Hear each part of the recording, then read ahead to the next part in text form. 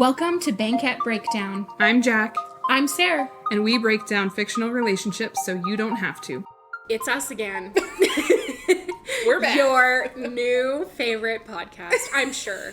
I'm Yes. sure you've had enough time to enjoy these lovely episodes, Yeah. right? Yeah, of course. We're everybody's favorite. Everybody's, yeah. I'm pretty sure it's like 7 people, but you know. That's fine. We're probably 2 of them. I won't say anymore, but yes. Yeah. Maybe multiple accounts are. No. We're just creating accounts to listen to ourselves. Oh my goodness. Oh, wow, really? Anyways, we're glad you're joining us. Yes. And yeah, we have a really exciting episode today. All of our episodes are exciting because we decided what the episode was. So they're exciting to us. Hopefully they're exciting to you as well. I'm just in a very sarcastic mood right now. No. No, I'm always excited to talk about our episode themes because they're just so good. So good. They're just so good. Yeah. So, yeah, but before we get into that, Yeah. Jack, what's your sip? My sip is an iced latte, and for some reason I'm drinking it in a mug. And how long have you been sipping on that? I don't want to talk about it. I don't want to talk about how long I've been drinking this. I'm absolutely sure. What's your sip? If you watched on Instagram our Pass the Phone, this might make sense, but it takes her a very long time to drink a drink. Yes. Ha ha. Ha, The ha, mug's ha. mostly full. It's fine. What's your sip, Sarah? Classic ginger ale. Ginger ale. Because I just keep going back to that. Yeah. Honestly, I feel like one of us is probably going to have a ginger ale every time. Yeah. Well, today on the podcast, we are talking about the classic 2005 Pride and Prejudice. The best. The best. The best. Yes. And actually, today, I saw something on the internet. Am I 50? Like, what did I just say that? I saw something on Instagram today that was talking about how you are a fake fan of Pride and Prejudice if your favorite is the 2005 version. And it's like the way to know if you've never read it. I have read Pride and Prejudice. And yes, the BBC adaptation that they did, it was the series that they did in like the 90s, I think. Yeah. Or 80s, I can't even remember now. I can't remember. It was more accurate to the book. Absolutely. Yeah. I'm not debating. We're not questioning that. No. But the 2005 version with Keira Knightley is pure magic. Like, the best movie made. Yes. I actually should have said that for Cinematically? my favorite movie because it really Yeah. is, it's a classic for me. I think that's why I don't think of it, is because it's just, of course it's up there. Like, of course it's a great movie. Yeah, and it's definitely one of my favorites. I think the only reason I choose Austenland over that as my favorite movie is because the vibes are so similar, humor. but I love the humorous aspect. Yeah. However, watching Pride and Prejudice is like a cinematic experience. It is. Like, it is not just about the storyline, because honestly, and I'll say this might be a hot take, the first like 3 times I watched that movie, I had no idea what was going on. Yeah. Well, yeah. And then I read the book, Yeah. watched the BBC series, and then came back to it and I was like, this is the best movie ever, because it was interesting. It made me like understand the story way more. Okay. So you had to go back and understand those before. Yes. Okay. Interesting. I loved the movie, but I felt like I didn't understand what was happening. And I didn't know anything about the Regency era either, so I was like, why is this woman obsessed with marrying off her daughters? Like, I don't get it. Yeah. Right? Yeah. Okay. Why are they trying to marry her off to her cousin? Like, that's so strange. See, I loved those books growing up, and so I feel like I read, do you remember the, like, Dear Diary books? Yes. Yeah. And, like, they had ones from, like, North American or Canadian history. Yeah. But then they also had the Regency or, like, different princesses and those kind of things. And so I feel like that's always been my vibe. I think, like, my mom and my Nana, they loved all of those kind of, like, that time period. Yeah. So I watched all of the movies from that time period. Yeah. So before seeing it, I was like, by the time I actually saw, because I don't think I saw it in 2005 when it came out. I think I saw it a few years later. Yeah. But by the time I did, I had seen so many movies in that era that I was like, oh my goodness, this is like coming alive, because it was just so well done. Like the editing, the filming, the lighting, like you're just taken on a trip. Totally. Like, yeah. Oh, the music. Everything. Still to this day will listen to that album. Me too. Yeah. I will put it on if I just have random work to do, or like, especially when I was in college and when I was doing my master's, like I would just put that on in my headphones while I was writing a paper or something. It's the perfect music to just inspire you. Dawn. That's my favorite song. Yeah. Go and listen to Dawn, because it will just like, you'll just feel happy. Yes. That is the song my sister-in-law walked down the aisle to. Yes. And it was beautiful. Mm-hmm. Yeah. We are big Pride and Prejudice fans, if you can't tell. Big fans. So much so that I have very little notes, actually. So it's more just from memory. Yeah. Because I've seen it a lot. Yeah. And so, like, primarily we're going to be talking about Mr. Darcy and Lizzie, right? Because they're, like, the couple that this story is based around, right? But we will be talking about some of the family dynamics, because those are really interesting too. But before we kind of dive in, I just wanted to say this, because I rewatched it yesterday. It had been a while since I had seen it. I've seen it many times, so I didn't need the refresher necessarily, but I was like, you know what? I have the time. I'm going to watch this. And my husband was watching it with me, and he was like, man, this is like really well shot. Like, and he edits videos and stuff for a living, so he was like obsessed with it. He was like, this is so cool. And then he looked it up, and it was actually the director's debut movie. Oh, interesting. Which is insane. I didn't know that. Yeah. And the director had primarily done horror movies. Oh, okay. And then proceeded to do most of those afterwards. And as funny as it sounds, I actually think that vibe was perfect for this story. Yeah. And having a director who was not just like a romance director, I think worked really well. And maybe they need to do that more, because there was something so magical about the way it was shot, the way that the characters just carry themselves throughout the movie. Like, you really just feel like you're in the world and you're sitting next to them, like hearing all of this. Like, it was such a... That does make sense, because I do feel like with this movie and the way that they're filming it and the different shots that they have, they're taking their time in showing the story. They're taking their time in showing Lizzie just walking around, right? Like, and that doesn't happen a lot in romantic movies. Because they want to fill every second with something. And they're trying to fill it with conversation and everything too. Yeah. And even as a movie, turning a book into a movie, you could just be tempted to like, everything has to have a conversation. Yeah. But there's a lot of just letting it be and letting you see the culture that they're in. Yeah. Letting you see the life that Lizzie is leading. Well, and even like they time jump a lot throughout the movie. Yeah. And I think that's where, for me, when I was younger and I was watching it for the first time, it didn't make any sense, because I was like thinking it was supposed to be linear, and I was like, how are all these things happening in succession? But they're not. And as I got older, I started to understand the story a bit better, for one, but then you watch it and you're like, oh, they actually use the music and the cinematography to propel the story forward. Yeah. And I feel like you don't see that as much anymore, which is really sad. But it's not often. I think the only other movie that I've seen that in is like Greatest Showman, where I felt like the music actually really helped to carry the scenes through, and you don't see that a lot, or at least you don't see it well done a lot. And you can see the time pass, right? Because that's a big thing with this movie, is that there's a lot of time passing that you're not realizing, because it feels like it's all happening at the same time, but it's not. Yes. Okay. So how, because I know a lot of people are going to say, you know, the BBC one, they're going to talk about that. But like, I think just in comparison between the two, what would you say is the biggest difference for you? I think, honestly, the BBC version, I think, hits the Regency era really hard. Like, all the outfits are kind of over the top, and like, I don't know. It's not that it's bad, and it's great, and it portrays the story really well, but I don't personally watch it and feel connected to the characters at all. Like, it's just a story that I'm watching.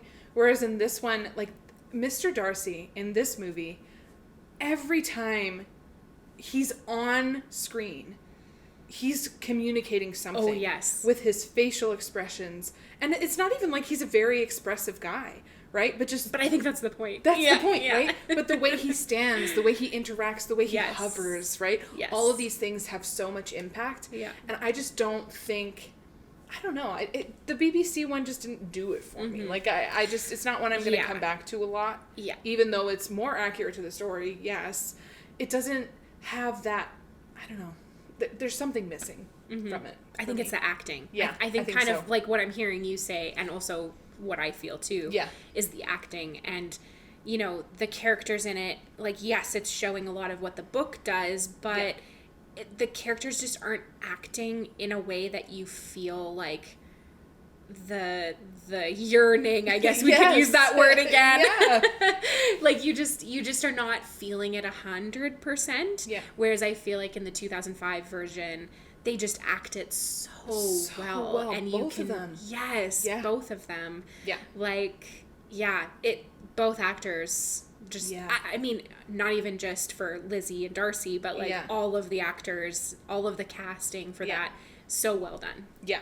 Yeah. And I loved rewatching it just as I was kind of thinking about all these things, because one thing I really noticed, and we had been talking about Bridgerton and the yearning in that as well, and so I think I picked up on this a little more even this time, is that he is so taken with her from the second he sees her. Yeah. And like, yes, he tells Mr. Bingley that he's not interested and that she whatever, but I think it's because he's trying to, like, downplay his initial reaction, because he's not used to feeling that way about someone. Yeah. But then every interaction he has with her after that, for him, is like, I think he's trying really hard to convey that he's interested. Yeah. And for her... It doesn't work. Like, she's just not getting it. Yeah, and I think she just immediately despises him, right? Because of how he presents himself and, like, the things that he says, like, I don't want to dance, right? Like, so I think she just is immediately like, oh, this guy. And then she overhears him say that, I can't remember the exact wording, but that she's, oh man, what does he say? Something about dancing. Oh, I can't remember, because it's like he doesn't want to dance. Oh, barely tolerable. He calls her barely tolerable. Yes. And she overhears because Bingley's asking about because he's dancing with Jane, and then he's like, what about her sister? And he's like, oh, barely tolerable. Yeah.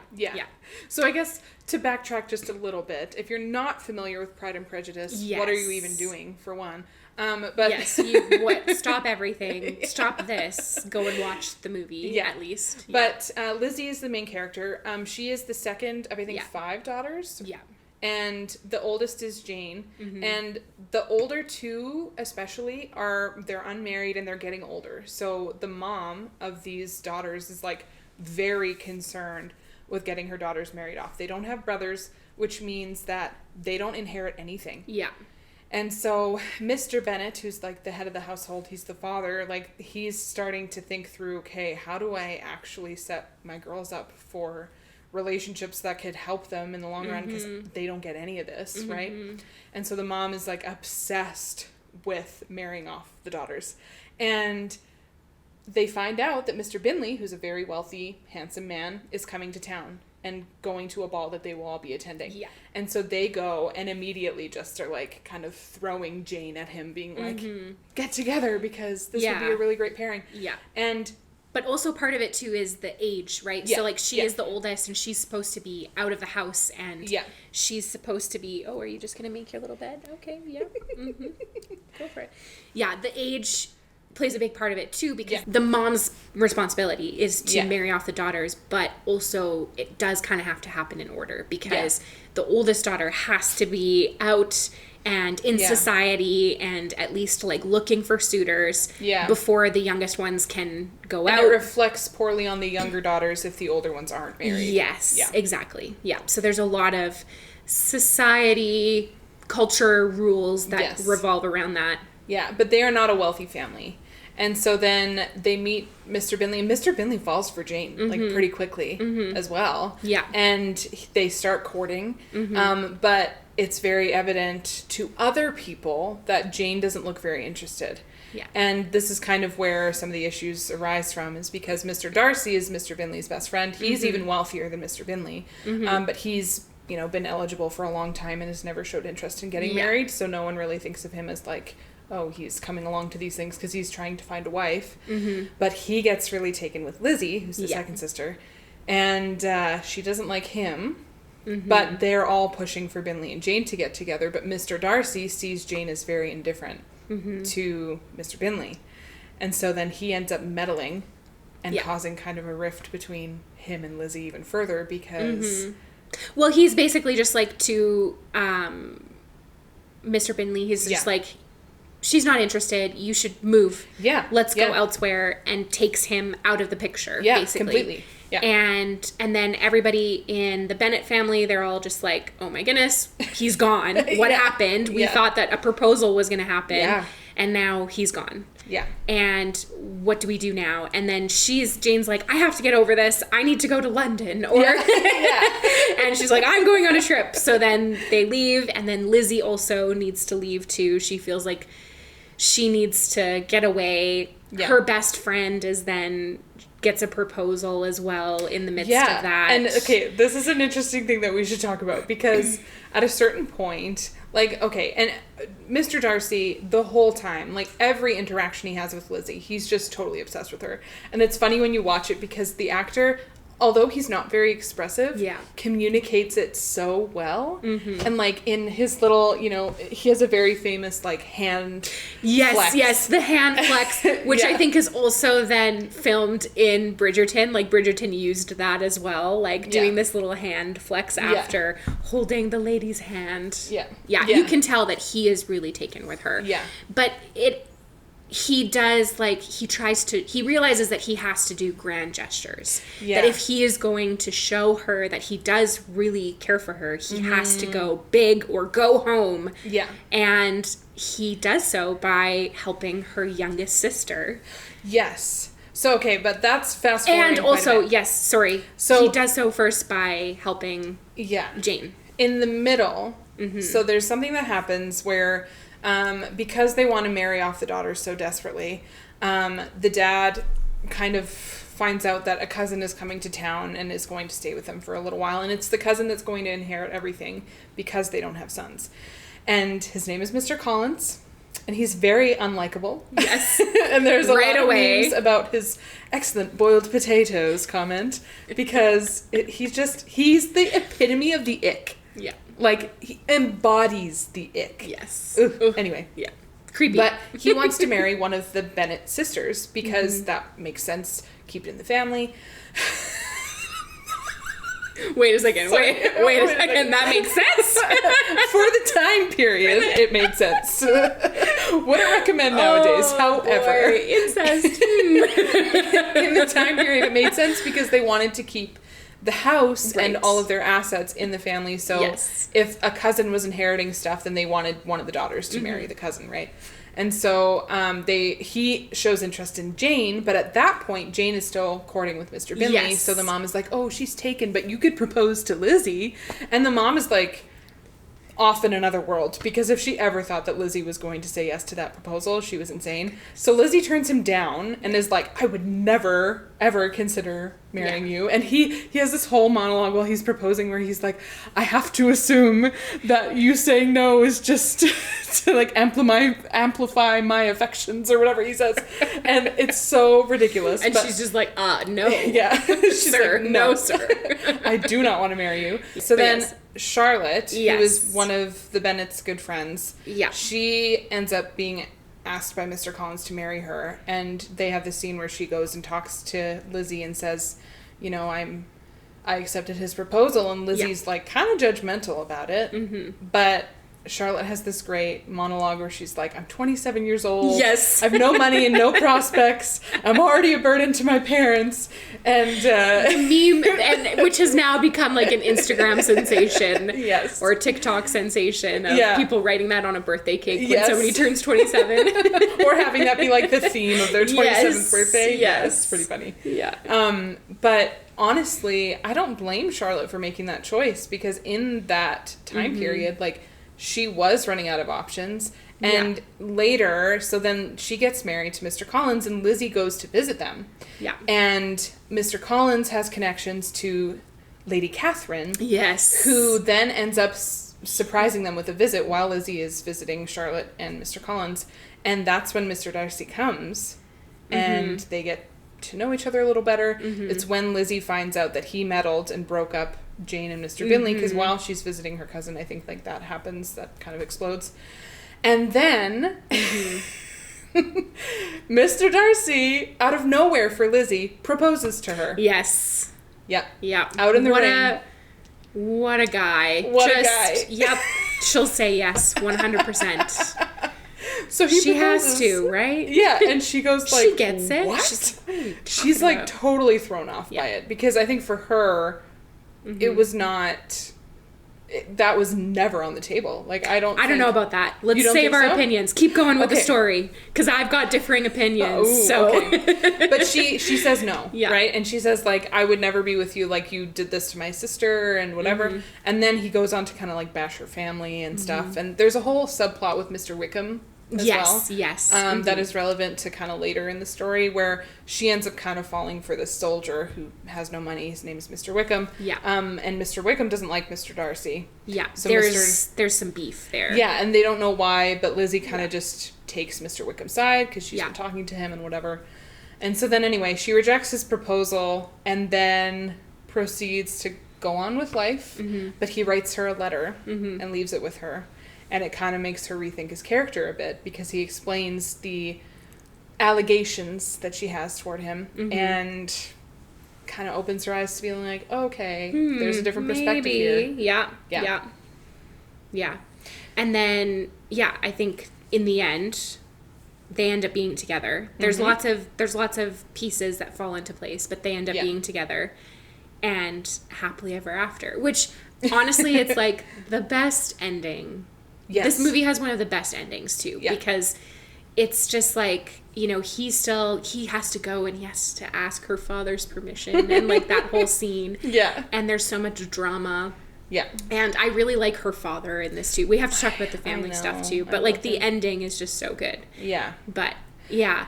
Overall, that's kind of the sum of it. But I want to go back to something that you said, because you said this in the beginning too. Darcy is just like completely taken with her. I think that Lizzie is also taken with Darcy. I think that first moment, I think she is. I think that she doesn't want to be, though, because of how he's acting a little bit arrogant. She's like, I do like him, but I think she's like wrestling with that, because there's moments where like you can see that she just there's little tiny glimpses of it. And I just get this feeling that she likes him but doesn't like him at the same time. Like doesn't like the circumstances. That being, you know, Jane and the situation that she ends up being in with Mr. Bingley and like I think that it's hard for her to know who Darcy is. Yeah. But I think that she is taken with him at the very beginning. I think she's definitely attracted to him. Yeah. But I think she doesn't like him that way. Like, she's attracted to him, and she knows that, and she's like, oh man, like, I, you know, like looking at him. Yeah. And I think she does think about what it would be like to be married to him, because obviously he's, you know, he's very wealthy. That would be very different for her, and, you know, beneficial in some ways for their family. But I think for her, even if she did like him at the start, I don't know if she ever could have gotten around the character issues that she was seeing in him. Because her big scene, I think she's lying when she's like, you would be the last man I would ever marry. There's this big scene where he does propose to her. Yeah. I think she's lying in that. I actually don't know if I agree with you. Okay. Mostly because I think at that point, she's really wrapped up with the stuff with Mr. Wickham. And she is attracted to him and also believes that what Mr. Darcy did was really wrong by him. Mm-hmm. And I think for her, she's, like, siding with Mr. Wickham and is kind of like, I don't understand how someone could be so awful to someone, right? Yeah. And then the second that he writes the letter, in the movie version anyway, and he's like, this is all the stuff that happened, like, these are my reasons for doing this, then her eyes are kind of opened. And he has this brilliant moment where, like, he's proposed, she said no. He calls her out for her pride. Yes. And she's like, my pride? Like, she's so taken aback by it. Yeah. But I think she was being very prideful. Yeah. Because she was not understanding that she had just judged him. Yeah. Right? Yeah. She had labeled him as this certain type of man and said, like, his character is this way and I don't like it. Right? Even when he says, my good opinion once lost is lost forever, I think she's like, I don't understand that. Like, this guy's not, you know, a good guy. But then I think after she finds out more, and then especially after, you know, he saves her sister from ruin with Mr. Wickham. It's a whole other thing that happens. Mr. Wickham is a whole a whole thing. But I think she realizes then, like, she really had been prideful and had misjudged him, and I think that opens her up to all of those romantic feelings that I'm not 100% convinced anyway that those were there beforehand. I do think that she does judge him too quickly for some things, for sure. And I get that he senses that as well. But I feel like these two characters, in my mind, they're very similar, where he is judging her for her family, which we can go into. Yeah. Because I think he sees her, and that moment that they meet, it's like this, like, sparks fly moment, I think. And it's like... Yeah, I would agree with that. I see them both being like, wow, I like this person. And yes, like, attraction, but I do think it goes a little deeper than just, like, the physical attraction. Because then Darcy, you can tell that, like, he's seeing her, he's observing her, and she's observing him as well. Yeah, and making note of him, too. Yeah. And in those days, like, that was kind of all that happened. But, like when you think about it, like, there was no, like, dating, right? No, like, it's just, like, observing people at balls. Yeah. Like, that's just basically how they did it. At these dances, they're just like, let me just watch you. Yeah. And we'll see if you're a good match. Like, that's it, right? Yeah. But I think that they meet each other, and both of them have this thing. So Darcy... he is immediately taken with her, but her family. He cannot stoop to that level of embarrassment with her family, because her family is very not the society norms. They, like, I don't know, her family's not from money, first of all, but also they're just very careless with what they say, what they do, their political views, whatever. Yeah. And so I think for him, he's like, I really like this person. Yeah. But her family. And then for her on the other side, she's like, I really like this person, but he's arrogant and I'm judging him and he's all of these things. And I think, I don't know. I just see them both doing that to each other. Yeah. But I don't know. I still think that there's, like, some deeper feelings there for Lizzie, even though she says that there isn't. Yeah. But, it's interesting how then their relationship progresses. Yes. And, yes, the letter scene when he delivers the letter. So dramatic. So dramatic. He just, like, stands there awkwardly for so long. Yes. And just, like... Yeah, he gives her this letter. He's explaining everything. And she's like, oh, okay, like, this does make sense. And I think for her, then it's like, oh, I can have these feelings. Like, I think that's, like, confirmation. Oh, I can actually like him. Whew, good. Yeah. Like, he is a good guy, right? Well, and then I love when, so she goes on a trip with her aunt and uncle, and they end up in Pemberley, which is where his house is. And so they go visit the house because it's this, like, massive place, right? She gets out of the boat and sees it, and she has this, like, chuckle where she's like, and, like, covers her mouth. And I think it's this moment where she realizes what she passed on, like, what she like, passed on having. Like, oh, I said no to this proposal. Yes. And yeah, it's just such a funny moment. It's acted so well too, because she just goes like, oh my goodness, what did I do? And I think from that point on, like, then they kind of rekindle and reconnect, because he ends up being there. He wasn't supposed to be there. And you just see them both kind of now there's nothing kind of in the way anymore. And they have this like awkward tension that's really funny. And anyway, that's my favorite part, when she goes and travels with her aunt and uncle. I love that scene at Pemberley. But and I think it's fun to then see Darcy become the hero of the story and seeing him like I don't know, like live up to this gentlemanly manner of then helping to bring Bingley back and help him propose. Like that scene's hilarious too. He's like helping Bingley to propose to Jane and give him the words, because poor Mr. Bingley cannot speak a word. That whole scene. Well, and so this is what's funny. I feel like this is a good place to start talking about the family a little bit too, because the mom is so hysterical, honestly. Like, anytime something happens, she is just like, very dramatic. And, like, very dramatic. And she's tried to manipulate the situation. So even when, at the beginning, Mr. Bingley and Jane are courting, Jane is invited for dinner, but then it's the sister, like Bingley's sister, doing the invite, and Bingley won't actually be there. And so then the mom is like, oh, go on horseback instead of taking the carriage, because it was supposed to, like, she kind of had a feeling it was going to rain.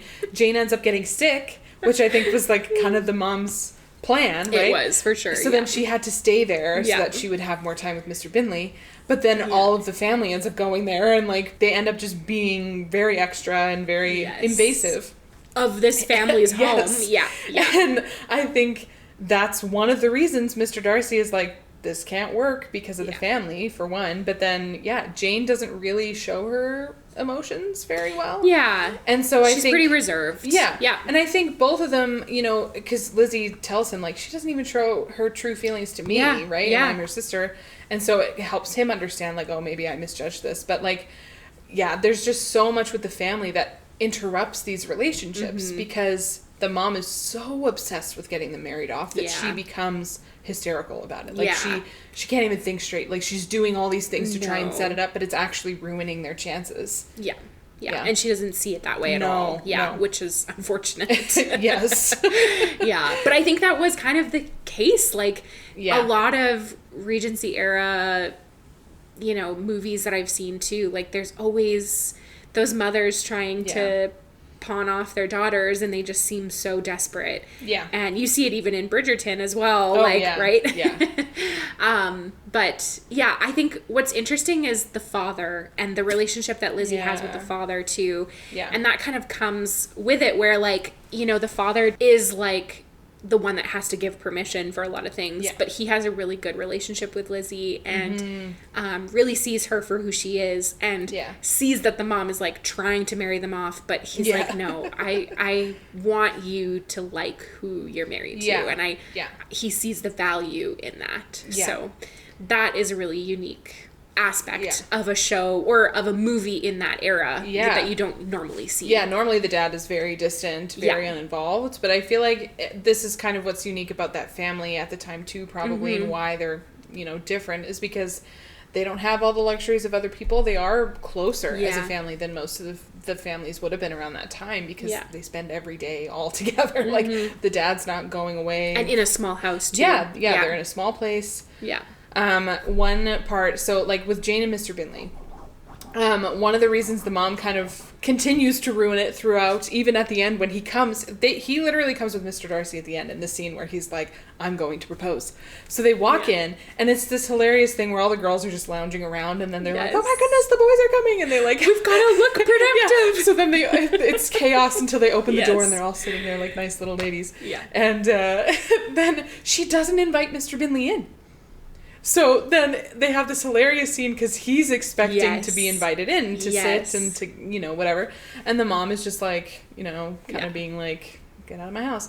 And they leave, and then there's this hilarious scene with him and Mr. Darcy where he's like, they were supposed to say, come and sit. Yeah. And I was going to ask to talk to Jane. And like, so they have to like rehearse it again and then go back. Yeah. And then he, you know, ends up walking right in being like, I know this is not proper, but like, can I have a word with Jane? And it's so funny, but like the mom just, I don't know. I feel like she's her own worst enemy because she wants her daughters to be married so bad, but she's ruining all of their chances of actually, you know, having these relationships. But. Yeah. It's, the mom is so funny.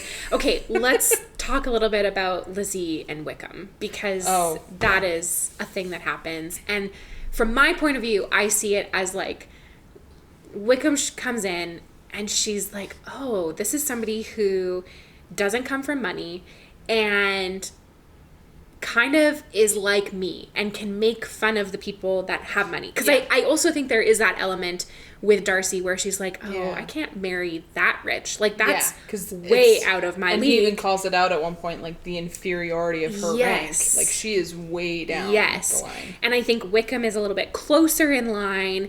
And so then she, I think, kind of bonds with him and is attracted to him too, and kind of bonds with him about their status because they can kind of mock the people that do have money in some ways, or of higher stature. And maybe that's a part of her pride too that she can't get over. So they're on the same lines. They're in the same kind of category. And I think Lizzie likes that, or thinks she does, because she can kind of mock higher society with him. And maybe there's a bit of insecurity there too for her, where she's like, this is safer. Yeah. It's not quite so risky. I don't have to worry about him, you know, thinking of me in a certain way because he's down here at the bottom with me.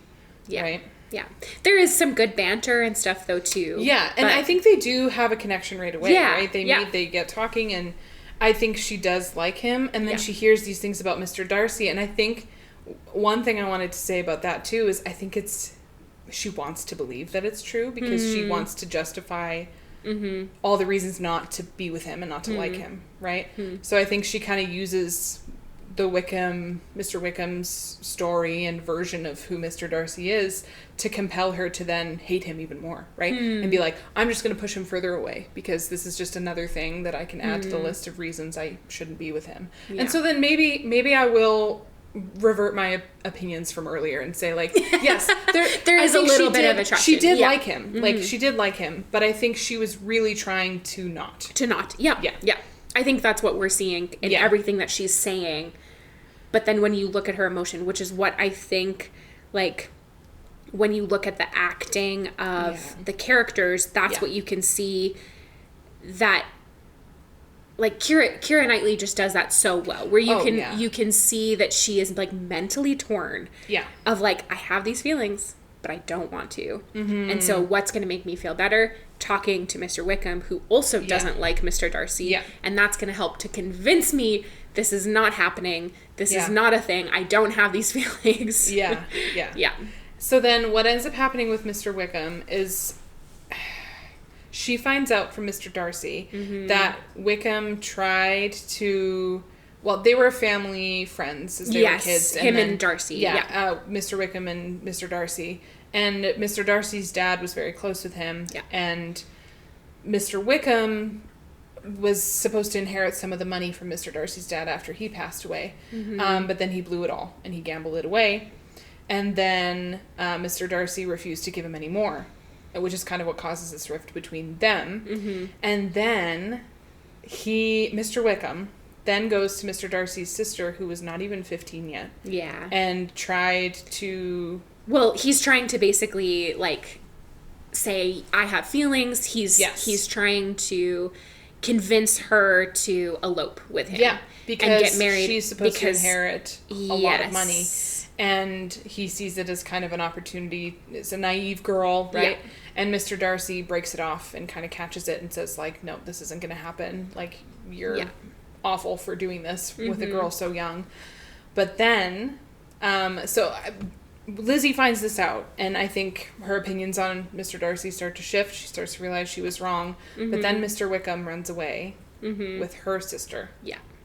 Her youngest sister, right? Yeah, her. Yeah. I think I think it's second youngest because I think there's still one more that's second younger. Youngest. Yeah. But still, she's 15. She's as 15. Well. Yeah.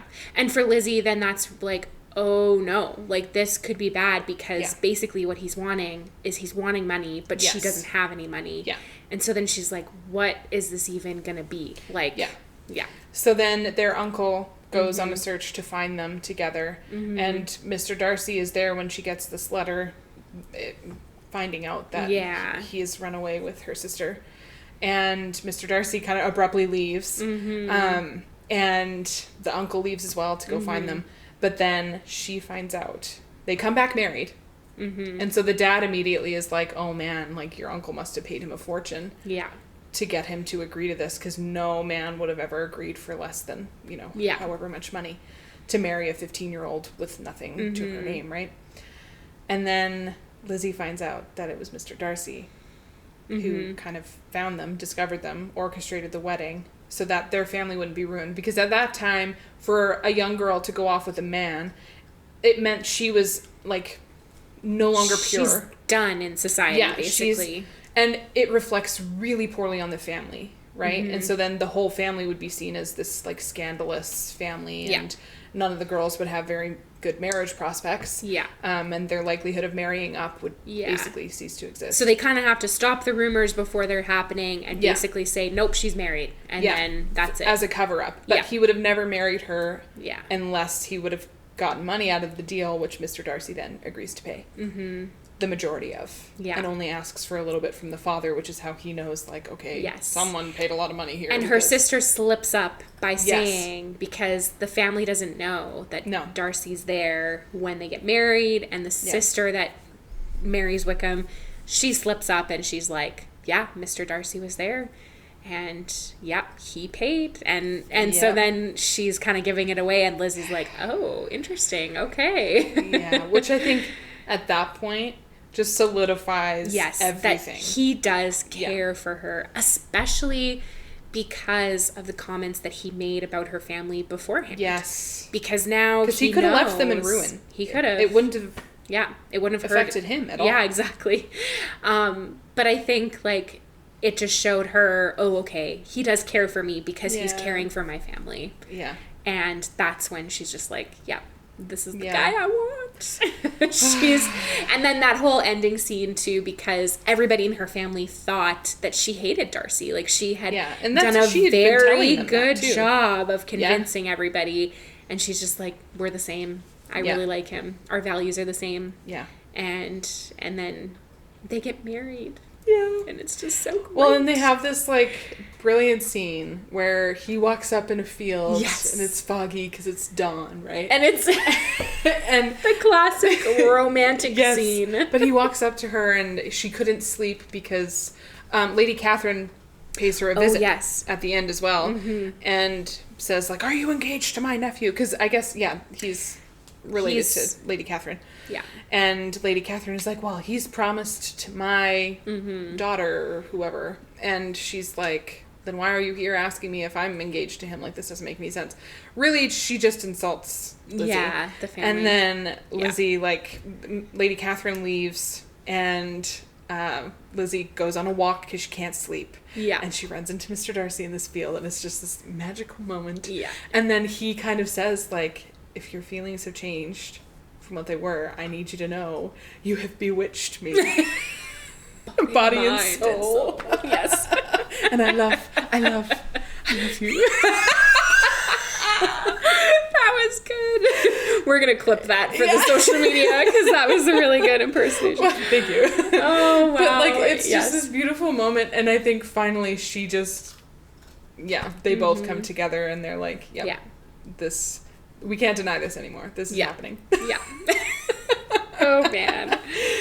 Oh yes. It's so funny. I think it's very interesting, like, so Jane Austen, who wrote this book and wrote many others as well, like, she always focuses on these sister dynamics. And I think it's a little bit hard for me because I just had a brother, you know, so Yeah. I don't fully understand sister dynamics, but it's funny watching that where, you know, you have these 5 sisters, and in a lot of the stories that she writes, it's all about sisters because that's what she grew up with as well. Yeah. And you're seeing those dynamics, and I think it's interesting that this competition and this marrying people off and all of those kind of things, and you're just trying to be this lady of society, and it's hard to see now in today's time because we're so like free to just find out who we are and to find out what we're interested in and all of that. And so it's interesting seeing the family dynamics because you can tell different sisters are into different things, but they all have to look like this well-rounded lady for society. And I don't know, I just find it interesting, those dynamics, because then that affects, you know, family relationships, the romantic relationships and stuff too. Yeah. Well, and I don't think it was very usual at the time for families to be close. No. Right? Like, some of the kids could be close, like sisters to sisters, and maybe brothers could be close and stuff like that. And even between siblings, you know, brothers and sisters could maybe be close. But the parents played a very distant role. Like, they weren't heavily involved in the upbringing, because normally they would have, like, a...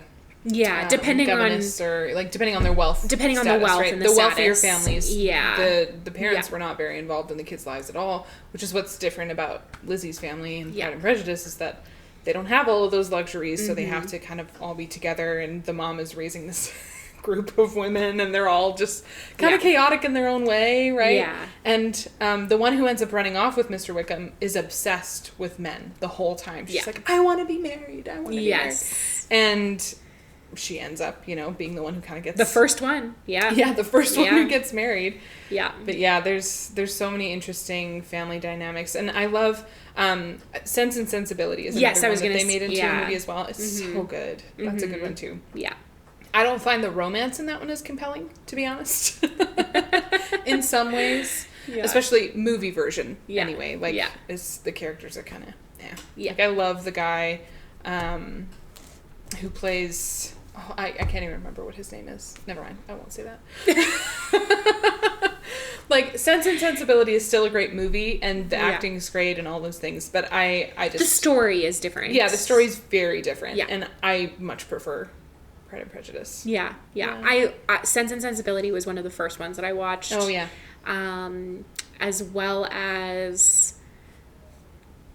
I'm forgetting Mr. Knightley. Oh, Emma. Oh, how could I forget Emma as well? Yeah. That was one of the ones too that I had grown up watching. So then watched that prior to watching Pride and Prejudice and some other ones too. But yeah, I think all of those, they're kind of in the same world of like, you know, the lower class, like looking at the lower class and what that looks like to have those closer families. Yeah. And then to marry people of wealth, right? To then, end up with these high-ranking men. Right? Yeah. One thing I did want to say, too, about the actual, like, romance between Lizzie and Mr. Darcy is the entire time there's just this undeniable tension. And I think the movie conveys this really, really well. And I think, like, it's definitely present in the book and in the BBC series, too. Like, that tension is still there. There's something about the movie, the way they shot it, the way the characters acted it, that there's just this tension. And it's so prominent the whole way through. I feel like that's going back to what you said in the beginning, knowing that guy had directed horror films. Like, I think that's where it's coming from. Like, he knows how to direct that. Well, and that's probably true. When we were watching it last night, because my husband was watching it with me, and he said, like, there's something, like, haunting about it almost. And not in a bad way. Like, in a very, like, compelling way. Like, there's just this unspoken thing the whole way through, right? That at the end, there's this amazing kind of, like, tension release where the unspoken thing is finally spoken and they profess their love to each other. And it's just, like, this collective, like... And you can just settle it's a in sigh. finally. It's a sigh of relief of like, wow, it's a good happily ever after. And apparently they cut the original ending out of, so now if you watch it on certain streaming services, they don't have this ending in there anymore. But the ending with her at Pemberley. Oh, they cut that? Yes. In some... Oh, yes. Interesting. Uh-huh. Yeah, very weird. But anyway, they have this ending where she's at Pemberley finally, like, after they're married, presumably. And they're having this conversation about, like, what to call her, what she wants to be called at different times and stuff. And then he's like, what shall I call you when I'm cross with you? He says, Mrs. Darcy, and she goes, no, you can only call me Mrs. Darcy when you're undeniably happy or something like that. And then he just calls her Mrs. Darcy over and over again. Yeah. This is one of the movies too, because I know so many people that like will harp on cheesy romantic movies and the endings, and they're just like, this is not real, this is a movie and whatever. Okay, I know it's a movie, okay? But I will say that with Pride and Prejudice, because of how the movie is done and because of the tension, like you're saying, and like the real life aspects of it, I think to me that is the happily ever after. Like, yes, there's a lot of movies out there for sure where the happily ever after is kind of unbelievable. But for this one, it just is. It's so believable because of how it wraps up and just the whole process of those characters falling in love and getting to know each other's families and all of those kind of things. Like, it really is more believable and, you know, so don't harp on all movies, okay? No. Well, and the other thing too, like, yes, it might not follow the book exactly, but having read the book and then watching that film, there's something about the film that totally brings the story to life. Even though it's not exactly the same, it feels the same. When you're reading Pride and Prejudice, or if you're watching the 2005 movie, the feeling is the same, right? You feel that sense of tension. You feel that longing from both of them, right? And so maybe I will just fully say, like, okay, she did like him from the start. It's not that she didn't like him. She was actively trying to convince herself she didn't, right? I will. You convinced me. Basically, this is an episode of me convincing Jacqueline that I'm right. No. Very rare. Yeah. No, I'm just kidding. Very rare. No, but yeah, like I really do think that there is that automatic love at first sight, which you can just, I don't know, to me you can see it right away. But and it's all those other things that get in the way. It's not about the spark or the attraction or anything like that. It's the other status, it's the family, it's all those other things, and eventually society. Eventually they just have to decide to overlook it and be to as opposed to like letting those things completely tear them apart, right? Because it could have gone a very different way. It wouldn't have been a romance.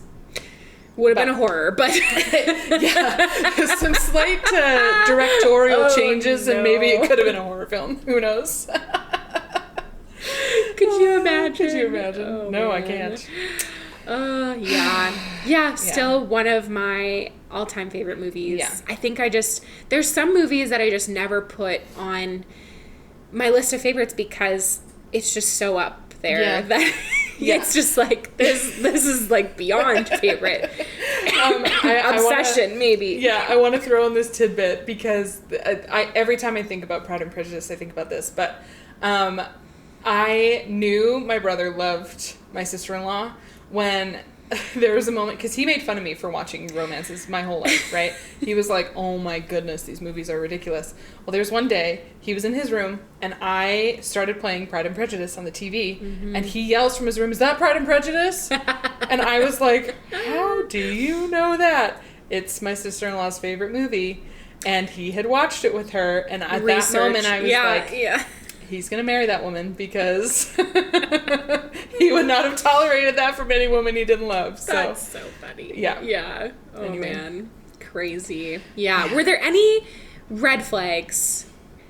I feel like, you know, Mr. Darcy, it's just more personality, but I actually feel like there's not many red flags from him. No, I would agree. And even from Lizzie, too. Like, I think this is maybe... Oh, you have a red flag for Lizzie? Okay. Yeah, I think so. But I'll say this first. Like, with Mr. Darcy, I do think it's a personality thing. Like, he just doesn't communicate very well. And he even tells her that at one point, right? He's very shy. I'm not good at this. And even when they have this moment where they're dancing together, because he asks her to dance after saying, like, I don't want to dance with you, right? Yes. they have this moment where they're dancing, and he says, like, she's raving about Mr. Wickham, and he goes, like, I don't have the talent that he possesses to just have people like you right away. Like, that's not something that I'm good at, right? Yeah. But he ends up telling her, like, I'm not good at talking to people when I meet them. Like, I need to actually have time to get to know them, and right, like, people warm up to him eventually. Yes. He's not one of those people who just they understand him. They start to understand him. Yeah. But he's not immediately likable. He's not that guy that you would see in a room and be like, oh, he's like, he stands out, I'm gonna go talk to him, right? It was his status that made him stand out, but not his actual personality. Yeah. And I don't think that's a red flag. I think that's just real life, right?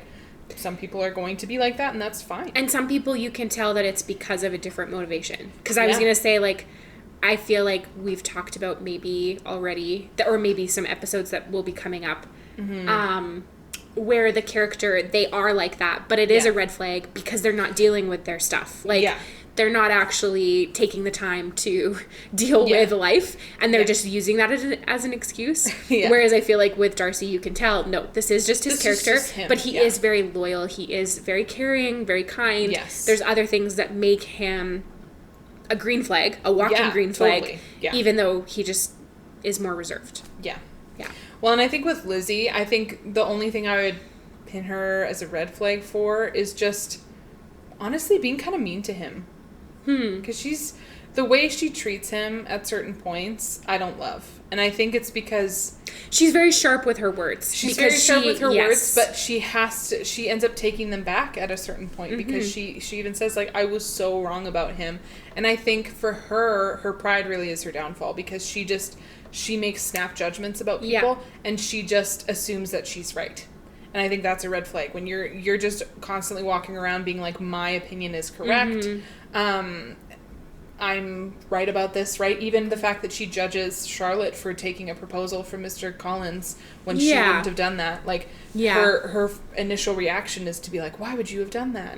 Right? But then people have to bring her to reality and be like, look, this was the best offer for me. Like, Charlotte says that, like, this is the best offer I was going to get. I think it's more like she puts people in a certain category. Yeah. Like, I think it's like, it wasn't necessarily that she was judging Mr. Darcy, but maybe that she was judging his status. Yeah. And, like, back to the status thing of, like, no, I can't possibly like you. You're in this category. And then just putting all of that stuff that she knows about this category on him, which isn't true.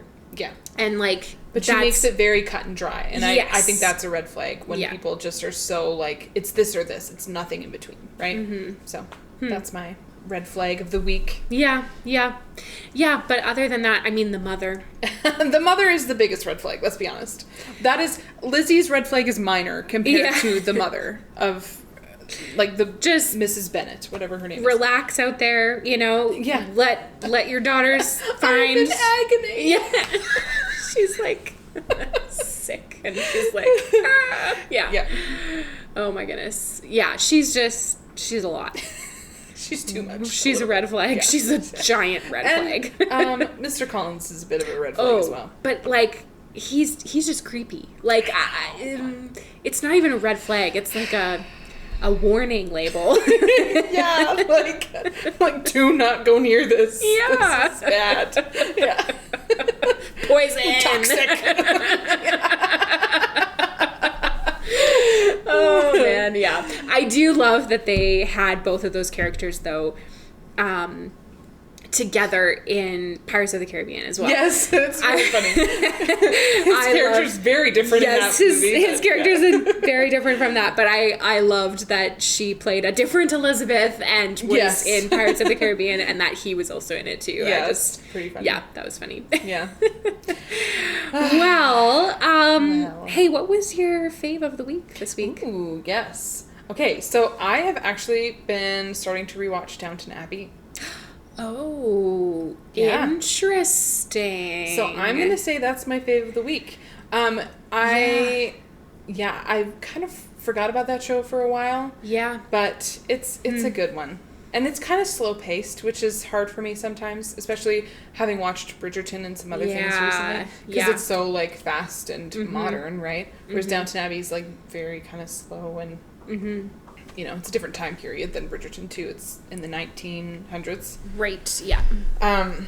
But, yeah, it's a fun one. I think what I like about it, and this is one thing I've liked about Bridgerton season 4, actually, too, which we can talk about more later, is the dynamic of, like, you see the wealthy people, and then you see the servants, and they have, like, pretty equal storylines between those two, right? Yeah. So you're getting to know all of these characters who work for the upstairs house. and the downstairs. Yes, and I love that dynamic, and I think season 4 of Bridgerton is really the first time we're getting to see more of that. Yeah. So that's been nice, too. But, yeah, this is my fave of the week. Wow. What about you? Nice. Yeah. My fave of the week. I'm going to shout out another podcast. I am loving... You turned. We're so close.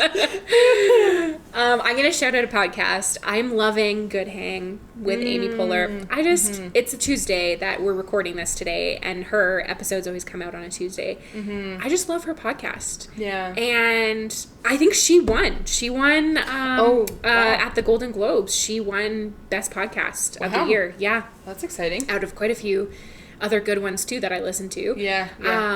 But yeah, she just does a really good job of hosting. Like, and I think people feel so comfortable with her. And so I listened to, she did an episode with Claire Danes, and that's someone who as well was in like kind of that, she was in Little Women, and that was like kind of one of her big roles, not her breakout roles, but one of her big roles. And she just plays really good. Like, she's just a really good actor. So, anyways, I just love Good Hang and listen to that podcast because it's always a good hang, as their podcast says. Anyways, this has been a good hang. Yeah. This has been fun to talk about Pride and Prejudice. It was interesting hearing your thoughts because we've never talked about this movie outside of this moment. So, you know, what you're hearing here, folks, is our first time talking about this. Well, yeah, no, it's funny, too, because I feel like normally we agree on a lot of things. Yeah. And this one was a little bit more like... I convinced you, though, maybe. You did. Yeah, I think so. Not that matters, but... Anyways. Yeah. This has been fun. Yes. Yeah. Well, we'll see you again next week. Let us know in the comments what your thoughts are. Do you prefer the book? Do you prefer the BBC version? Yeah. Do you prefer, like us, the 2005 Keira Knightley version? Let us know. Yeah. Tell us your thoughts. Yeah. Yeah. Okay. Bye. Thanks for listening to this episode. Please like, share, and subscribe, and feel free to leave us a review. Share your comments on today's episode. And join us next time for another episode of Banquet Breakdown.